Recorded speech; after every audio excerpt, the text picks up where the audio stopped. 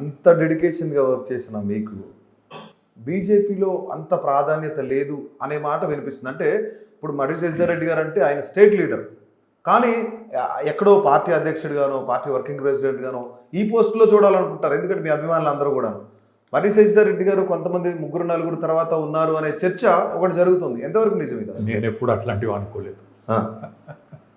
నిజంగా ప్రాధాన్యత ఉందా బీజేపీలో? అసలు ఖచ్చితంగా ఉంది. మనకు అంటే రోజు మనం టీవీలో కనపడాల్సిన పని లేదు. రైట్. మన కాంట్రిబ్యూషన్ మనం చేస్తూనే ఉంటాం.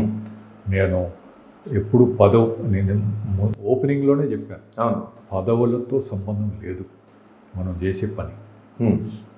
That is important. కానీ ఎందుకు ప్రాధాన్యత ఇచ్చేవాళ్ళు ఖచ్చితంగా ఉంటుంది. కానీ అంటే మీకు ఇలాంటి అంటే నాన్నగారేమో ముఖ్యమంత్రిగా పనిచేశారు, మీరు మంత్రిగా పనిచేశారు.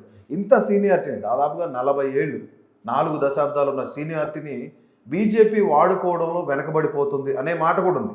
ఇది వాస్తవంగా జరుగుతుందా? అంటే ఎందుకు సనత్ నగర్ నియోజకవర్గం వరకే శశిధర్ రెడ్డి గారి వరకు అక్కడ వరకే ఎందుకు ఆపేస్తున్నారు?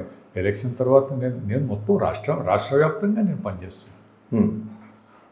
పార్టీ పదవి అనేది ముఖ్యం కాదు. నేను పార్టీలో పదవులు ఎప్పుడు నేను కోరుకోలేదు. రైట్. అంటే పదవి కాకపోయినా బీజేపీ మీకున్న అనుభవాన్ని సముచితంగా వాడుకోగలరు. అన్నీ వాడుకుంటారా? అన్ని సమయం వచ్చినప్పుడు రోజు డబ్బా కొట్టేది పని లేదు కదా. సమయం సందర్భం వచ్చినప్పుడు వాడుకుంటారు. నేను చేసే పని నేను చేసుకుంటూ పోతాను.